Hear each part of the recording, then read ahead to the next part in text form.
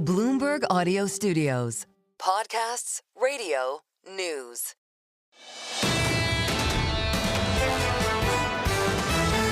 This is the Bloomberg Surveillance Podcast. Catch us live weekdays at 7 a.m. Eastern on Apple CarPlay or Android Auto with the Bloomberg Business app.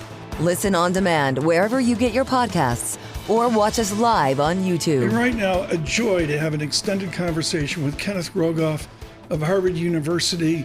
The scope and scale of his literature, from textbooks, the classic with Maurice Obstfeld of Berkeley on international economics, over to every effort, Carmen Reinhart and him changing the dialogue of America with This Time is Different. I love the subtitle, Paul, 8 Centuries of Financial Folly. Okay, we've enjoyed them all. The bravest book I've ever seen in doing this act, The Curse of Cash, was an exceptionally brave book going head on against corruption, crypto, and negative interest rates.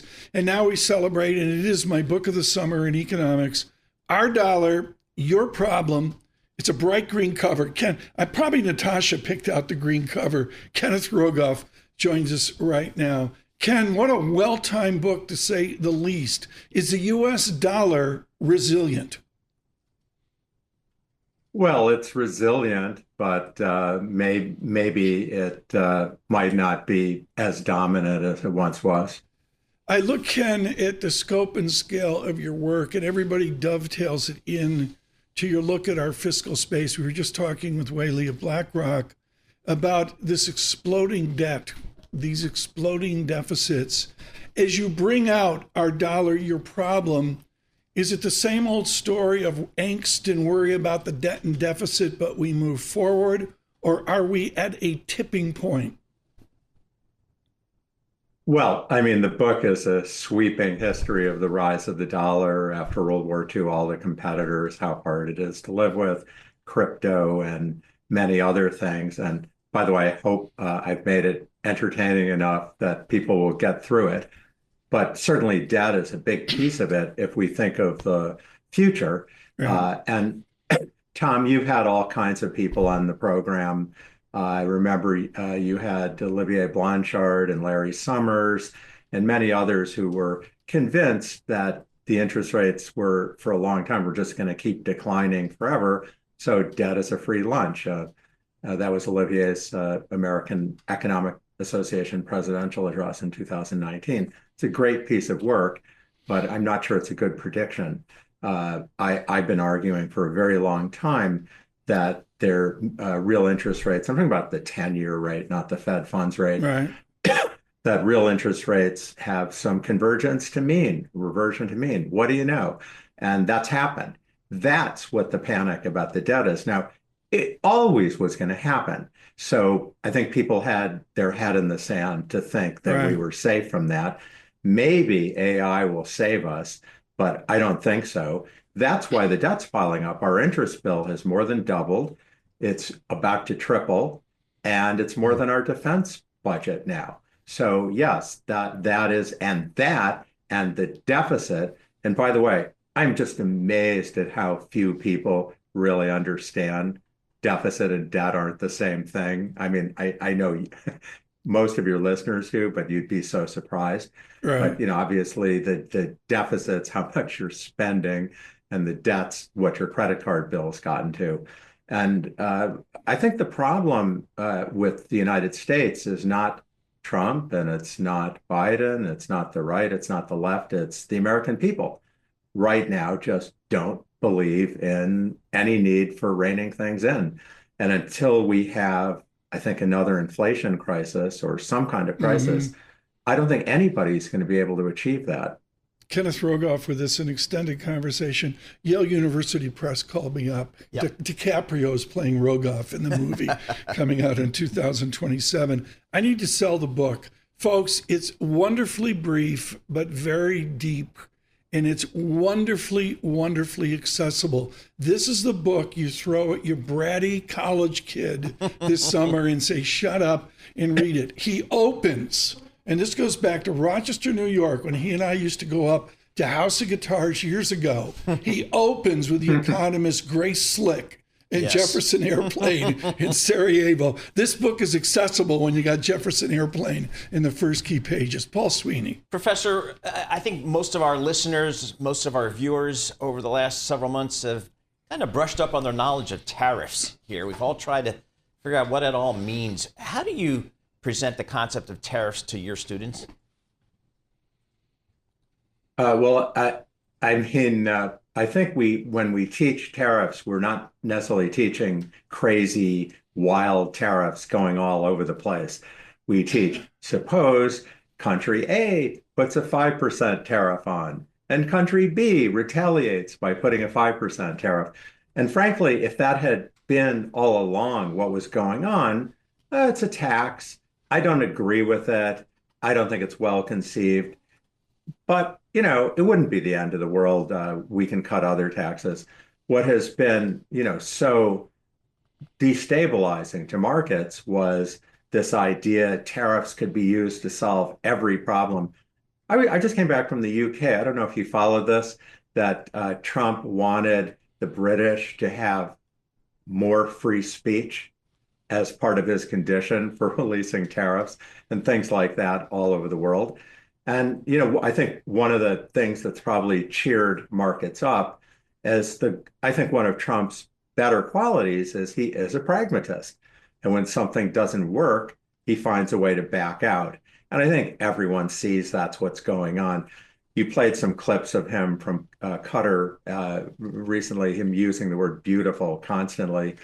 Tariffs were beautiful. It's going to be a beautiful thing. No, it's not. It was a disaster. It was probably the worst policy in my 5 decades as an economist. But, even though he won't admit that it was so dumb, he's retreated, which is smart. And so I think that's probably why the markets are cheered up. The markets are cheered up, Professor. We've seen the stock market erase, most of the losses here. We're now flat for the year. But we haven't seen that in the dollar. The dollar's really taken a pounding here. How do you feel about the U.S. dollar here? Well, it's up a shade in the last few days, I think. I think the dollar's way overvalued. So not for the reasons the administration's saying, it's just very high. It's not high because the dollar's a reserve currency, the Mar-a-Lago plan. The dollar's been very low and the dollar's been a reserve currency, throughout this. The dollar goes in roller coaster waves. It's on a super high. I would have to go back to 2002 and before that to 1985 to see anything like it. And what do I mean by high? I mean, looking at the purchasing power of the dollar. So very simplistically, think of yourself as a Japanese tourist in the United States or an American tourist in Japan. You're going to have very different experiences right now than you might have, even 10 years ago. So Japan's had almost no inflation. We've had buckets of inflation, making prices high. And yet, the dollar's gone way up against the yen. And the euro has had a bit of inflation, but less than us. Right. And again, the dollar's gone up against the euro. It's very hard to predict exchange rates. If I go back to my long career, more than 40 years ago, my first really well-known paper was about how hard it was to understand, much less predict, exchange rates. However, over the years, an exception to that has become clear. When something's way out of line, the yen right now is really low, the dollar's really high. Over a couple of years, it's going to come down. So I think, Trump may take credit for it. I wrote a piece about this a year ago. I said that it doesn't matter who's president, gravity is going to bring the dollar down. Ken Rogoff with his folks who celebrate my economic book of the summer on YouTube. Take a look, bright green cover, Our Dollar, Your Problem. Kenneth Rogoff, hugely accessible. For those of you on Bloomberg Radio, it's just simple. It's very, very readable. And I want to go to one of the chapters where there's a bit of heavy lifting. Ken Rogoff, you go back to Valéry Giscard d'Estaing of France, who gave us the phrase exorbitant privilege. Barry Eichengreen has written about it, many other worthies as well. Are we losing our exorbitant privilege? Are we losing the American advantage we've had for decades? Well, I think it peaked about a decade ago by my reckoning.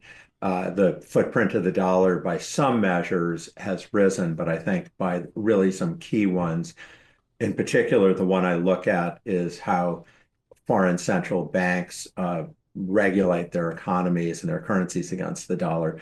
I think it was in decline.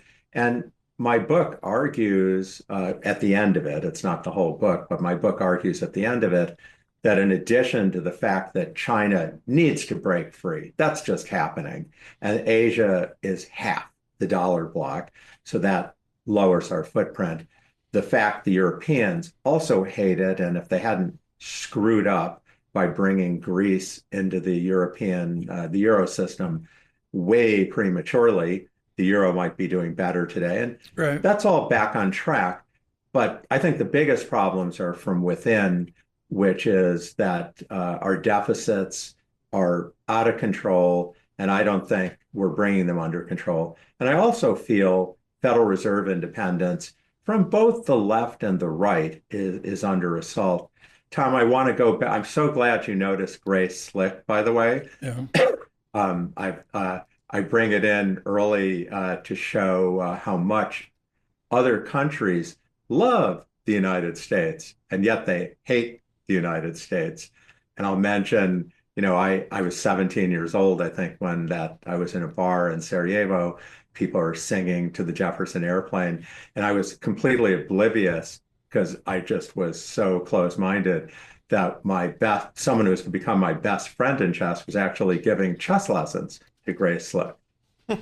And we should mention here that Mr. Rogoff, in our youth, and we all knew this in Western New York, was esteemed in the effort of chess and has kept at it for years. International grandmaster. His affiliation with one B. Fisher is noted from his childhood.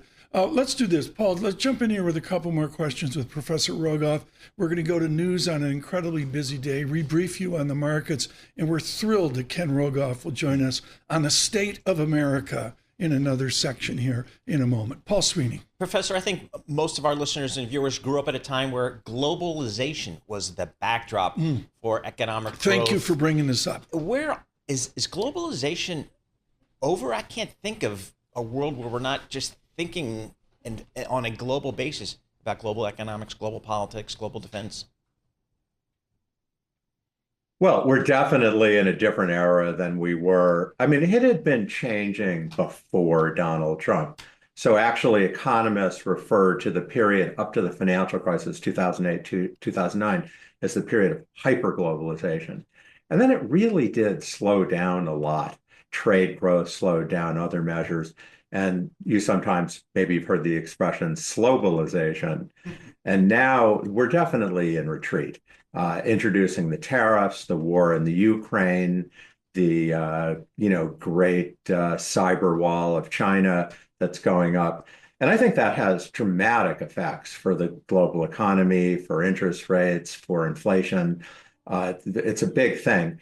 I had a paper at Brookings just over a year ago of a couple papers with some very talented young co-authors, Hassan Afrouzi, Marina Hollick, and Pierre Yared. They joke that they don't think they're young because the two of them are in the mid-40s, but I think they're young. And Pierre is on Trump's Council of Economic Advisors now, by the way. And we argued that this period where it was easy sledding for the central banks because globalization made it easier to deliver good outcomes, it's over, and they're in a tougher period. Ken, I want to get this in. I think it's too important as we wait for Michael Barr. And then it's Kenneth Rogoff. One of the great moments of my act was you and Joe Stiglitz together in Davos. I thought it was a miracle to get you two warring over the years in a collegial way. Joe Stiglitz changed the dialogue as you did with This Time is Different with our discontent over globalization. Ken Rogoff, what does our next globalization look like? I mean, I think we're going to go through a period where we're breaking up more. Donald Trump initiated it. The Chinese were doing a lot. So I think we're in a period of retreat. I mean, it's very political. It's hard to know. I think it'll unfold slowly. The Princeton economic historian Harold James actually wrote a book, I think around 2010, Right. noting that globalization goes in waves. It goes up, it goes down. Just because it's booming, we've had periods where that's happened before. And this Right. kind of populist discontent, it's normal. And you get a retreat. I think the long term is more, but over the next couple decades, maybe not. If we celebrate my book of the summer, our dollar, your problem, and as you know, always with Ken Rogoff, there has to be a money chapter on our gross debt. The money chart is on page 266 near the end of the book, and it is on the all-in debt. He and Carmen Reinhardt codified this a decade ago. With This Time Is Different. Ken, that chart is absolutely jaw-dropping of our gross debt, I guess full faith and credit, corporate, and hidden debts as well. Is the rest of the world concerned about our gross debt?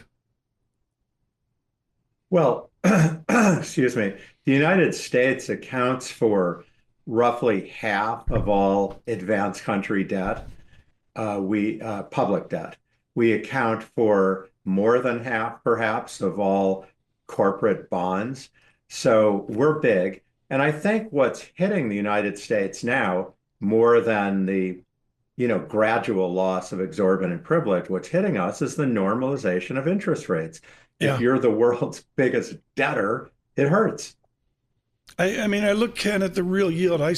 Ken, in a simplistic way, as we look on the Bloomberg terminal, I look at the 10-year real yield as the keel. Absolutely. Absolutely. See, I got a C plus. Yep. With Yes, Rogoff. He gives out. He's like Steve Roach at Yale. He gives out no A's or B's. I'm looking, Ken Rogoff, at a 10-year. You must be taking another class than mine.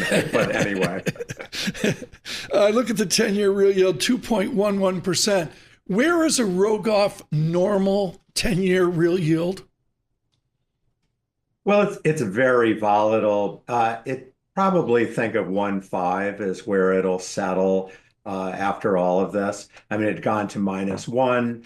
There is a slight trend, although it's a little bit hard to know if it's up or down. What was so crazy after the financial crisis is the 10-year that you're looking at, the real inflation-adjusted interest rate, it fell by more than 300 basis points, even 350 basis points.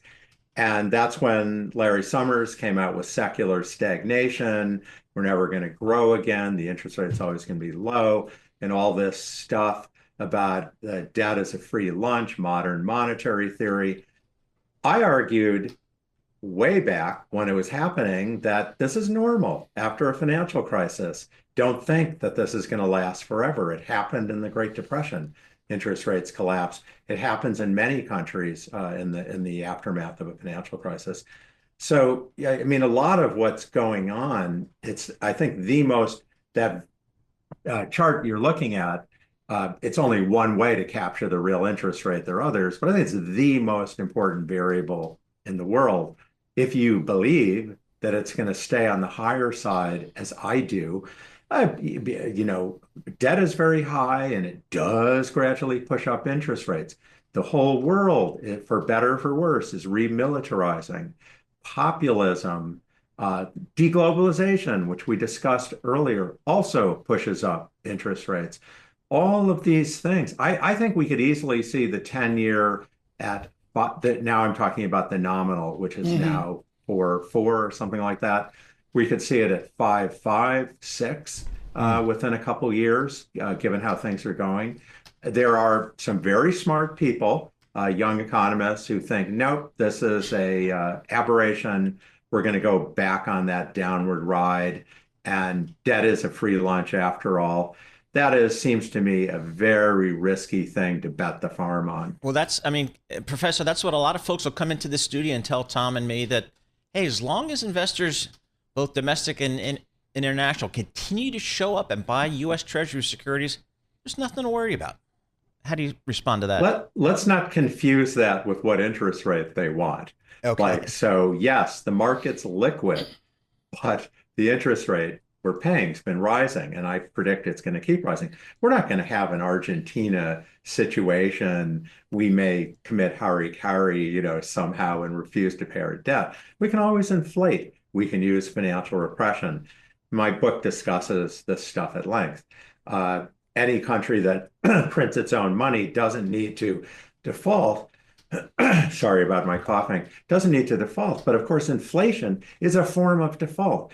We had an excess 10% inflation the last few years, maybe 12. And that was a partial default on US debt in real terms. So I actually think we're going to get something like that, or even a little bigger over certainly the next 5 to 7 years is what I say in my book.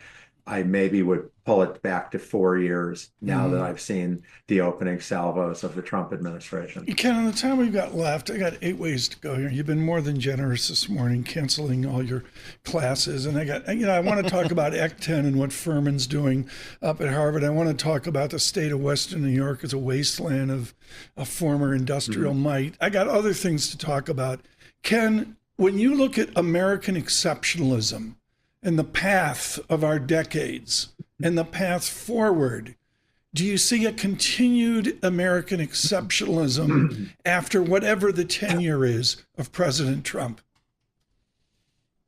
I think it was fading somewhat already in some dimensions, but peaking in others. I think we've hit the peak. And I think, I'm not an investor, but I would say this is a moment to think about diversification more. I see Europe with its forced remilitarization, with its catch-up, probably outperforming the United States. China, not so much, but it's going to break away from the United States. Thank you for mentioning Western New York as a wasteland, because I actually talk a lot about our joint hometown of Rochester quite a bit in the book. But I see certainly the dollar staying on top, but less on top. You mentioned Barry Eichengreen. I mean, he wrote, and many of us thought 20 years ago that we were headed to a more tripolar world. I think we're back on course to that. We'll lose some of our exceptionalism. It will hurt in national security too. There will be other pathways to do transactions. Our sanctions won't be as effective. Our spying won't be as effective. And a number of other things. I think Americans are going to have to adjust.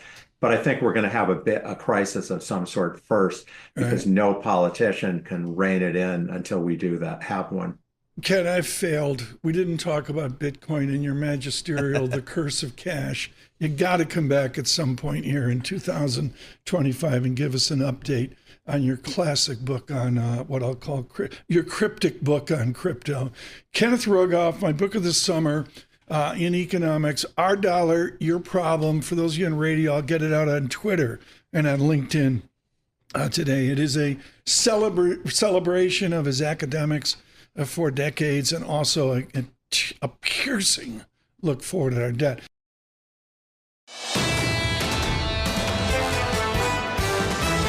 You're listening to the Bloomberg Surveillance Podcast. Catch us live weekday afternoons from 7 to 10 a.m. Eastern. Listen on Apple CarPlay and Android Auto with the Bloomberg Business app, or watch us live on YouTube.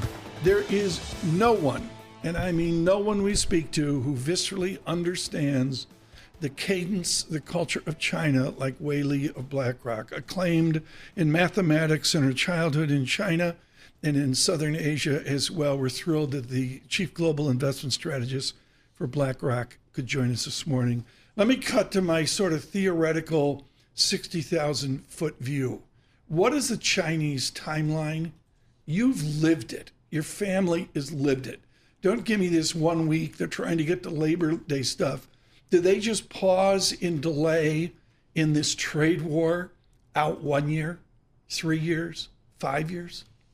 Well, certainly timeline is longer than the midterm in the U.S. and the 4-year cycle in the U.S., which is why I guess they have longer time on their side as they engage in the negotiation. But the bigger picture is that as we kind of go through this period of policy uncertainty and negotiation back and forth, it's basically pointless to try to predict what the next step of policy making is going to be. It has been very, very hard, close to impossible. What is more rewarding is to try to appreciate what are the rules that cannot be broken, what are the immutable laws that cannot be broken, in order to gauge what the landing spot is looking like. Is the immutable rule for a totalitarian regime in Beijing their labor economy? The hardcore foundational rule of China is to keep the people employed, right? And that is the contract, that is the social contract. But another immutable law is the global supply chain. Deeply intertwined global supply chain that took decades to build. One cannot rip it out just from one day to the next without deep consequences, which is what we have seen. It's not just a matter of inflation getting higher, going higher, prices going higher. It's a matter of access, things not being available on the shelf, which is obviously a problem. So I think these are the rules and constraint that ultimately helped guide the pace of negotiation, and ultimately, in our view, will shape the landing spot. Is your view the view of BlackRock that China wants to negotiate with the U.S., wants to have an economic relationship with the U.S. and the West in general? Is that your view, or do you think they're willing to kind of go it alone a little bit? What seems to have been the case is that both sides are incentivized to engage. It's a trade is bad for global growth. It's stagflationary in nature. So decoupling suddenly and thoroughly is bad for both economies. So the willingness to engage ultimately led to kind of where we are, and the economic rules that cannot be broken around debt and foreign funding means that we're going to get to a place that is still reasonable for risk assets to tolerate, which is why we were able to stay risk on U.S. equities in particular, despite the fact that we have had such elevated policy uncertainty. We saw a lot of investor interest and dollars leave the U.S. market in the last couple of months and go to Europe particularly. A, did you see that in your business? And B, do you expect it to come back now that we have the U.S. markets kind of recovering a little bit? The answer is yes on both fronts. I would say, though, people look at the fact that dollar was selling off as evidence of investors losing confidence in U.S. exceptionalism. But I would say, one thing that we heard from our investors and clients is that for a long time, international investors holding U.S. assets have been somewhat, quote unquote, lazy with their currency hedging strategy, basically leaving a lot of their U.S. exposures unhedged because of hedging cost, but also because hedging for currency oftentimes comes as an afterthought. But the volatility in the dollar so far this year has taught them to be more rigorous around their hedging strategy, which is in part why dollar has been selling off, because investors are hedging their dollar dollar-denominated U.S. exposure a bit more rigorously. So it's not a sign, it cannot be interpreted just as a sign of international investment community losing confidence in the U.S. I think there is still quite a lot to go for U.S. exceptionalism, especially for U.S. corporates.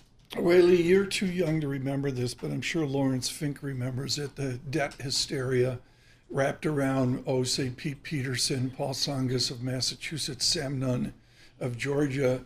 To bring it forward this time around with the numbers I'm seeing and with the legislation, are we finally at a point where America must confront its debt and its deficit? Yeah, that is the other immutable law that I didn't talk about in detail that ultimately governed where we are now in the negotiation, right? So if you think about the dynamics of trade and debt, if we want to close the trade deficit very, very quickly, very, very suddenly, we're also shutting out the foreign funding market by the same magnitude. And U.S. Government bonds, a quarter of outstanding debt is owned by international investors. So if we shut down the foreign markets, international investors demanding quite a lot more compensation for holding U.S. debt, then we have a debt arithmetics that do not add up. And U.S. debt is higher than the combined debt of the rest of G7, and it's a very real and live issue that government needs to consider. If U.S. 10-year gets to 5%, we're talking about an additional $150 billion per annum of that servicing cost, which will wipe out all the Doge saving. So this is a big issue. I agree with you 100%. All right. So, I mean, we're going to have to figure it out, Tom, because I got the dollar. The dollar's not rebounded. Dollar has not rebounded. U.S. Treasury has not rebounded. If you think about markets since April 2nd, equities more than recovered in the U.S. Term premium went from 30 basis points on April 2nd for U.S. 10-year treasuries to 70 basis points right now. So that has not come back down. And dollar has not recovered, which means that corporates and companies are more exceptional in the U.S. Wei Li with us, with BlackRock. We continue our discussion. Apple did a deal the other day, 4 tranches. Don't have the details in front of me. They made 2 phone calls, one to BlackRock and one to somebody else, sold the thing in 3 seconds. Is there basically, in this topsy-turvy world, an insatiable appetite for debt? I mean, is any corporation, any government just, yes, we'll take it? Is that where we are right now? I think there's a difference between corporate debt and government debt. If you look at the level of indebtedness in the U.S. For government, since pre-GFC period, level of government debt was 60%. It's now over 120%. And if we look at the equivalent for corporates, ex-financials, that level of indebtedness has basically gone sideways. So I think there is greater appetite for debt from corporates, especially quality corporates, versus U.S. government bonds. What do you guys, how do you think about emerging markets these days, particularly China, but just emerging markets in general? Because, boy, the world's crazy here. There's so much uncertainty about tariffs, about trade. I would think you'd have to be really careful looking at emerging markets. Well, emerging market has a higher beta in terms of growth relative to the U.S., which is why when U.S. policy, trade policy was leading to kind of market volatility, emerging markets were very much not spared, right? Yep. But if we have a bit of a walk back, which is what we're experiencing right now, we could see a tactical rebound in this market because by virtue of the higher gearing, higher beta. But we do want to be selective in emerging markets rather than across the board, because there is no such a thing as emerging market. China is very different from India. That is quite a bit more expensive, very different from Latin America as well. And we prefer emerging market debt more broadly than equities because of the income. I just looked at Sing dollar. I just looked at Taiwan dollar. Taiwan dollar, we clearly had a really unique 4, 5, 6 standard deviation move. But is there stability on the Pacific Rim around this just crazy news flow? Is there a bet you can make there on Singapore, a bet on Taiwan?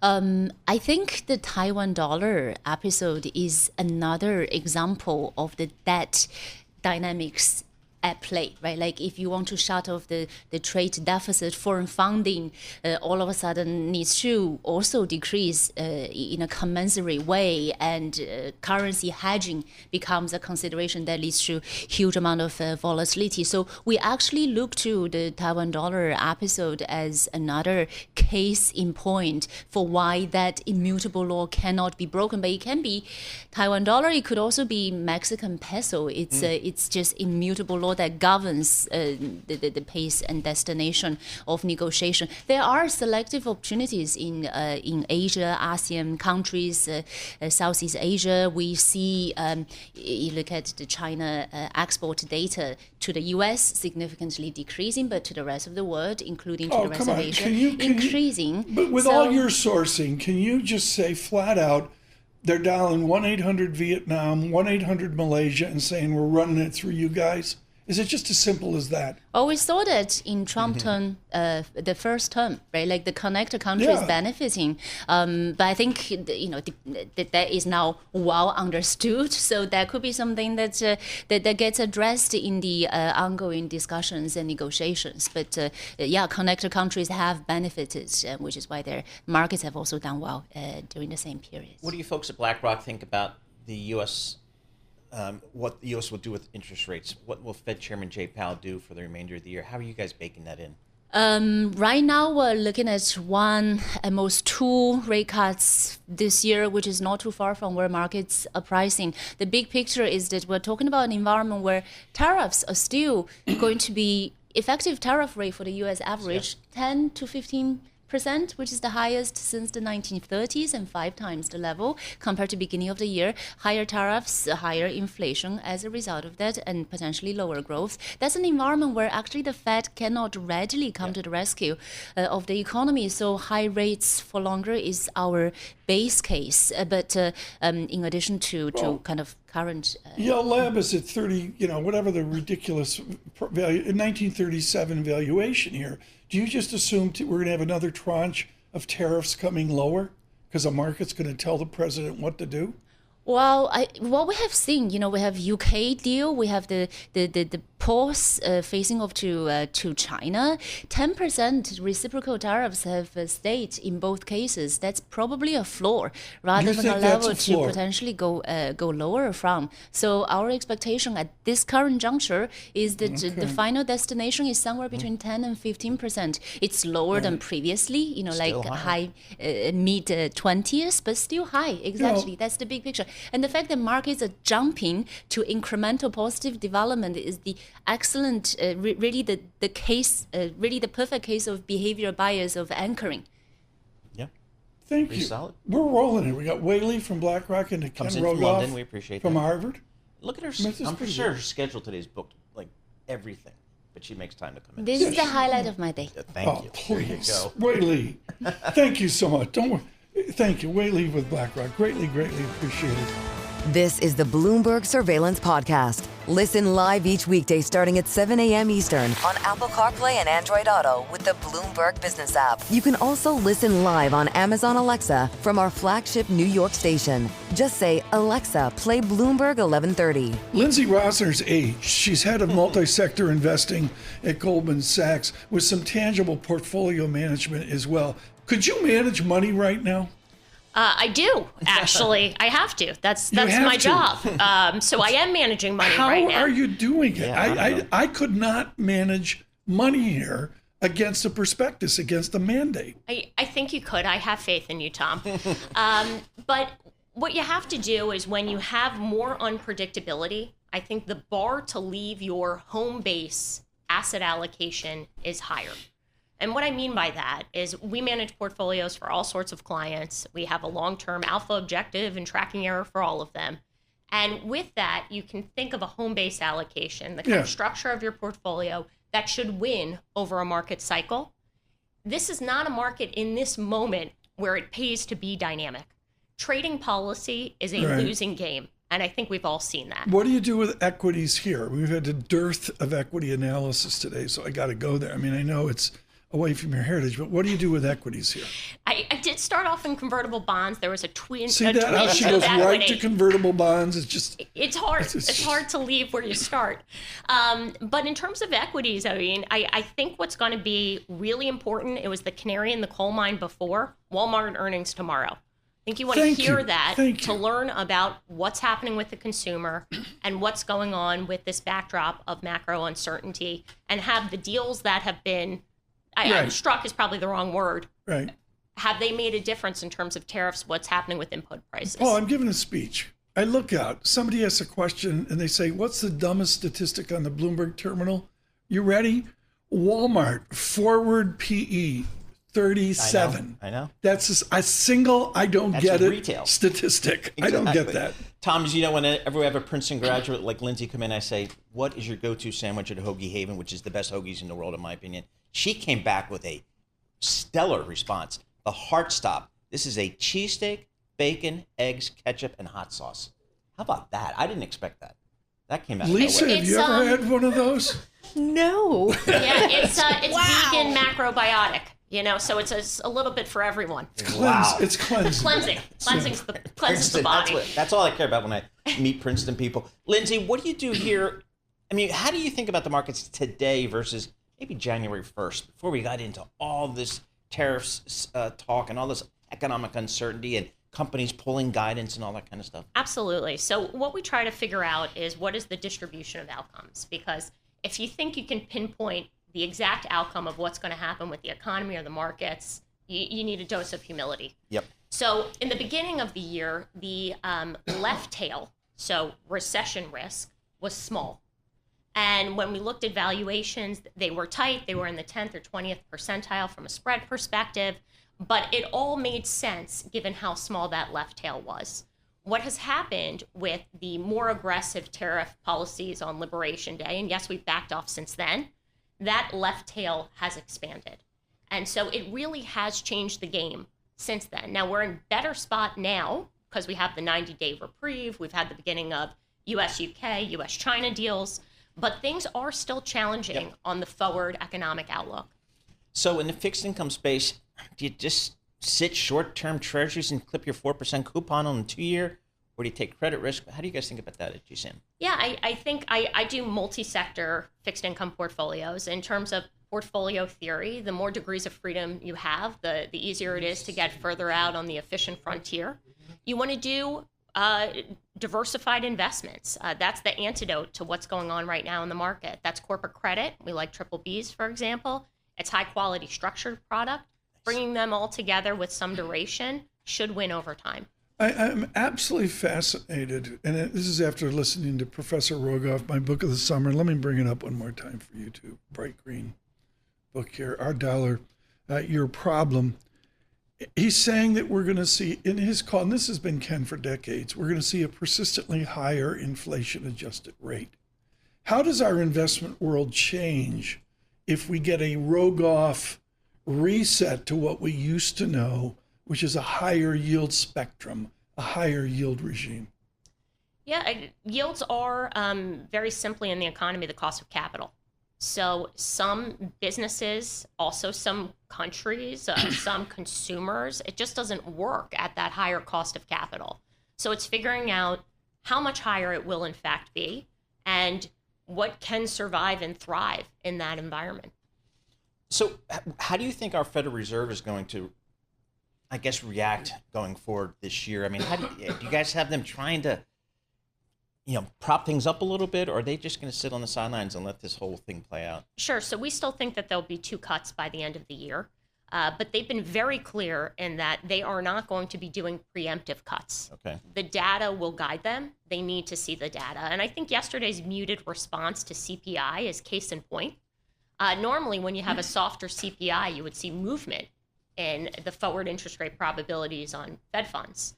And you didn't, because it's one print only, and it's not inclusive necessarily of the big tariff impact. And so the data is one print. Let's wait and see. Goldman Sachs made a huge splash, I'm going to say 6 months ago, plus or minus a month. David Kostin looking at mean reversion on equities, which gave him a vector down to a single digit, even low single digit total return. Do you invest every day, Lindsay, based on equities not giving us the double digit magic we've seen post-pandemic?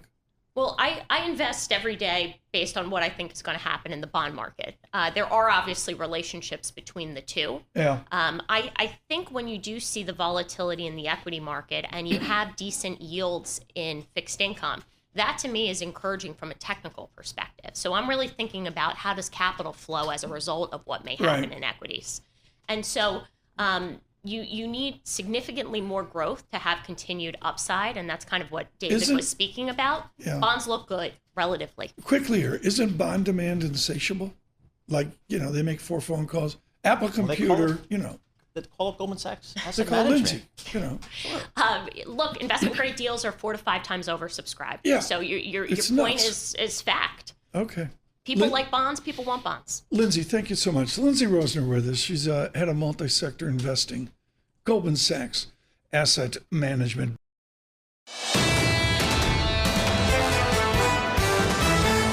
This is the Bloomberg Surveillance Podcast. Listen live each weekday starting at 7 a.m. Eastern on Apple CarPlay and Android Auto with the Bloomberg Business app. You can also watch us live every weekday on YouTube and always on the Bloomberg Terminal. We move right on now to what's interesting in wealth management. David Balin, iconic at Citigroup, today, announcing today the launch of his Capital Group, which is fascinating. And some of this comes out to what you observed at Citigroup. I want to talk about cash in a moment, but tell us what your new operation is doing. I think it's original in terms of helping people manage money. Yeah, so the idea behind CIO Group is pretty straightforward. We take, a family's aggregated data, how they actually are managing their money using all of their providers all over Wall Street and elsewhere. We can look at that every single day, the valuations of what they're doing, how they're moving capital around. And then we are able to advise them so we can improve portfolios at each of the money managers and also run portfolios that augment what they're doing now and improve, their asset allocation, improve their risk profile. Within portfolio turnover increasing or portfolio turnover could decrease? Because you're looking every day. Right, you're looking every day at the sort of behaviors. And then what we have, which is really interesting, Tom, is this macro data where we can look at family offices as a group to see how they behave, right? And one of the observations we talked about was the fact that they have so much cash. They tend to have too much cash. They don't view it as a strategic asset. And this year in particular, we've seen cash levels, of families go up by 2%, when it would have been far better off for them to have left them alone. I look at the management of cash. Now, most of our listeners and viewers aren't in family offices. They're trying to get to the end of the month. But what's the biggest mistake we make when we, quote unquote, manage cash? Right. We just leave it wherever it happens to be. So you have a little bit in your brokerage account, a little bit in your bank, a little bit here and there. Most people have 5 or 6 places where they have their cash, and some of them are earning 0 or just 2% on what they're, what's hanging around. We think about the idea of aggregating cash in one account. You can sweep now with technology all of your money into one cash account and earn 2 or 3% more for doing that. And we think everybody should do that. What do you think for the average investor, maybe your average investor, what should be a cash allocation, generally speaking? So for the average individual, 3 to 6 months of cash is all they should keep, sort of like the emergency stack. But what happens is that most larger investors have more than $1 million, have between 3.5% and 5% in cash, but no real intention to actually use it. They claim to be opportunistic, but they aren't. Mm-hmm. And so effectively, they should be putting that money back into their portfolios automatically. So that's like David Balin's going to manage Warren Buffett's cash. That would be a good job, Tom. That would be a good job. I think every one of us would sign up for that. But the Warren Buffett with $1 gajillion in cash, that's the lead brick that a lot of people have, isn't it? It is. And anyway, it's one of the big reasons why portfolios don't even meet, 60-40 averages is because of that, is because of the cash. And then there are other, sort of symptoms that families have and many other investors have. For example, today they're not invested internationally at all. They become wholly domestic centric at a time when there are really good opportunities overseas with the dollar falling. Well, I actually think China is going to make a bit of a comeback here. And one of the things that people are afraid to talk about, right, because they're thinking, well, maybe the U.S. will restrict investing in Chinese ADRs or in Chinese funds. But the fact is that their economy is now, I think, going to grow a little bit faster, and their emphasis on technology is going to be a little bit greater, and that's very investable here in the States. How about on the other end of the risk spectrum, alternatives investments? I've seen them go from 5 to 10% of a portfolio to now, if I look at an endowment, it's 40, 50% of the portfolio. And I even see some RIAs when we go out in the field, they're saying that their clients want a big allocation to alternatives. How do you think about it? Yeah, so alternatives are, in an interesting subject right now, because if you take a look at one of the fastest growing segments of it, it's private credit. And private credit is providing real high yields to investors, 9.5% to 11% right now. Publicly traded BDCs, private investment vehicles. And these are very attractive. And one of the reasons I talk about that is if that's the rate you're going to earn on the credit, what is the rate you're going to earn on equity? And one of the risks that investors face right now that's very significant is that making long-term commitments to private equity with rates this high strikes me as really risky. Celebration of CIO Capital Group. David Balin here on the first day they put this together. Of course, forever it's Citigroup helping manage their Christmas Club accounts. I'm going to go. Paul wants to go to private equity. Come on, 9 to 11% private credit sounds too good to be true to an amateur like me. Is that a legit yield, or are they goosing it? No, well, there's some leverage in some of the publicly traded vehicles, but it is a legit yield, and it is something to look at. And it's a huge part of it. It's probably the fastest growing part of the private credit thing, both public and private, for individual investors and for wealthy families. And so it's one of those things that's there. And it does suggest that, if you can do that and you can basically double your money in 7 years, why would you not do that, right, rather than own equities? And that, I think, is the real challenge. So, yes, it's real. Those funds typically have, a 45 to 60% exposure, right, to a given transaction. And with the lengthening of time of leaving transactions, it really does suggest that private credit deserves a bigger place in portfolios than it's getting. How about this world is so much different today than it was January 1st. How has your view changed of risk, opportunities, asset allocation? How's kind of your view changed? Yeah, so I think that our view is really about diversification and this idea of where you can find it. So we talked a little bit about China. We've already talked a little bit about private credit. I think we have to talk about digital assets. I think they belong in portfolios now, a little bit of Bitcoin and a little bit of some of the assets that we're going to hear more about, one of which Bloomberg wrote about yesterday called hyperliquid, which is the idea that there are going to be new technologies, new exchanges that are taking place in the digital world, and you can invest in those. And the reason I mention this is that these, different investments are going to give you good equity-like rates of return and potentially higher, but they also don't behave like traditional U.S. equities. And I think that's what we need to add more of to portfolios. What is the underlying?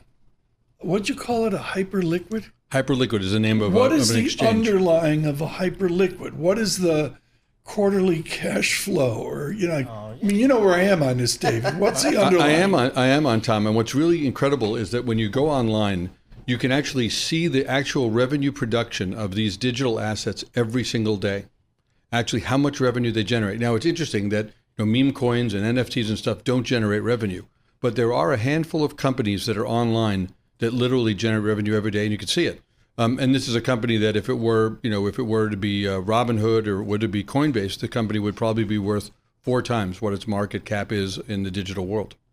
And would a Citi wealth investor seriously ask you about this stuff and say, I want exposure? I have to say that 6 years ago, I was a wild skeptic about the digital world and about cryptocurrencies in general. And I don't like even calling them that. But there are a handful of companies that are online today that I think are going to be game changing. They're literally going to be the next generation of banks, the next generation of lending. And so I think that we're ignorant if we don't think we should give our clients exposure to that. Congratulations on this new effort. Fantastic. Thank you very much, Tom. CIO Capital, David Balin, is the launched today for family offices with a real focus on cash management.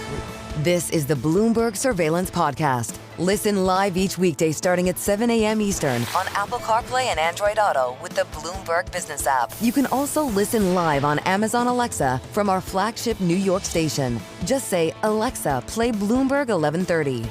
Right now, the newspapers. We need this with Lisa Mateo. Lisa, what do you have? All right, so I'll start with the New York Times. They pointed out this interesting trend of how rival countries are looking to pick up American researchers. But we've seen it, billions of dollars, federal dollars being cut from American research funding by the Trump administration.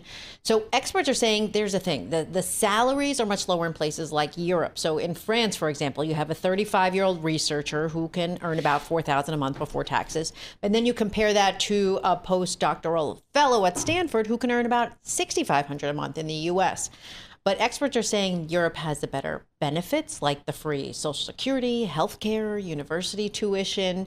So there's a bunch of these different countries that are starting to look to these American researchers because a lot of them may be out of work or maybe they're just frustrated with how the system is working. So they're starting to pick them up. Huge expert on this, Jonathan Cole at Columbia University.